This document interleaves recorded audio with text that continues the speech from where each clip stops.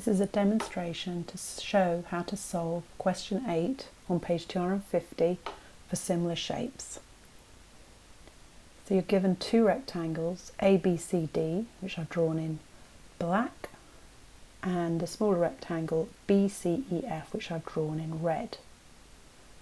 Okay, so the sides of the larger rectangle, we'll look at it redrawn on page 2, are 1 and 1 plus x.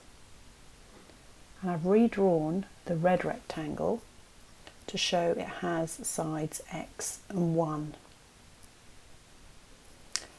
Now, in order to compare equivalent sides, it's easier to redraw the red shape so that it's sitting with its longest side as its base.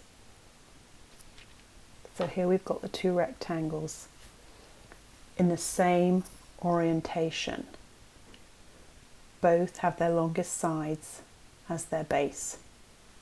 So the longest side of ABCD is 1 plus x. The longest side of EFCB is 1. And their heights are x for the smaller rectangle and 1 for the larger rectangle. These shapes are similar, so we need to compare equivalent sides. So let's start by comparing AD and CE.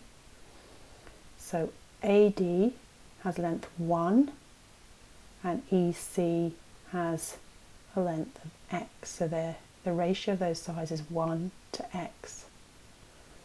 Well, let's compare the longer sides DC with CB. DC is 1 plus x and CB is 1, so they are in the ratio of 1 plus x to 1.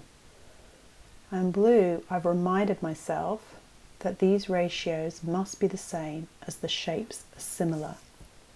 So let's rewrite these ratios on the next page.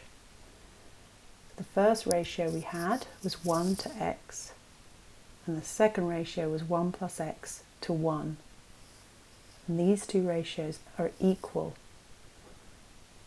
So we can rewrite this as 1 divided by x must equal 1 plus x divided by 1. So once we've got that equation, we're into rearranging an algebra. So let's multiply both sides by x. Gets rid of the x on the left hand side, and we've got 1 plus x times x. Expanding this bracket, x times 1 is x times x is x squared. Take away 1 from each side, gives us 0 on the left hand side, right hand side x squared plus x minus 1. Now use the quadratic formula to solve, and you will get x equals 0.618. And finally, they want the ratio of the sides of ABCD. Well, the shorter side is 1, and the longer side is now 1 plus 0.618, so they're in the ratio 1 to 1.618. I hope that's helped.